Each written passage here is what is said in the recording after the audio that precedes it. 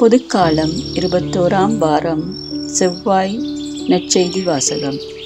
நீதி, இரக்கம், நம்பிக்கை ஆகியவற்றை கண்டிப்பாய் கடைபிடிக்க வேண்டும். மத்தேயு எழுதிய தூய நற்செய்தியிலிருந்து வாசகம்.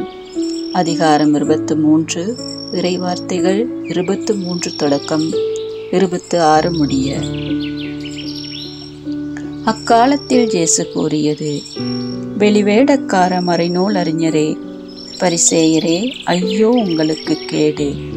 நீங்கள் புதினா, சோம்பு, சீரகம் ஆகியவற்றில் 10 பங்கை படைக்கிறீர்கள்.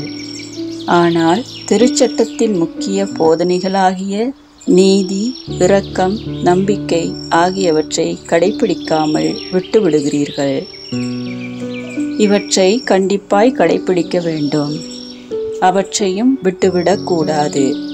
குருட்டு வழிகாட்டிகளே, நீங்கள் பருகும் போது கொசுவை வடிகட்டி அகற்றுகிறீர்கள், ஆனால் ஒட்டகத்தையோ விழுங்கி விடுகிறீர்கள்.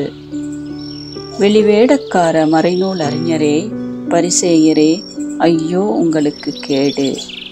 ஏனெனில் நீங்கள் கிண்ணத்தையும் தட்டையும் வெளிப்புறத்தில் தூய்மையாக்குகிறீர்கள், ஆனால் அவற்றின் உட்புறத்தையோ கொள்ளை பொருள்களாலும் தன்னல விருப்புகளாலும் நிரப்புகிறீர்கள்.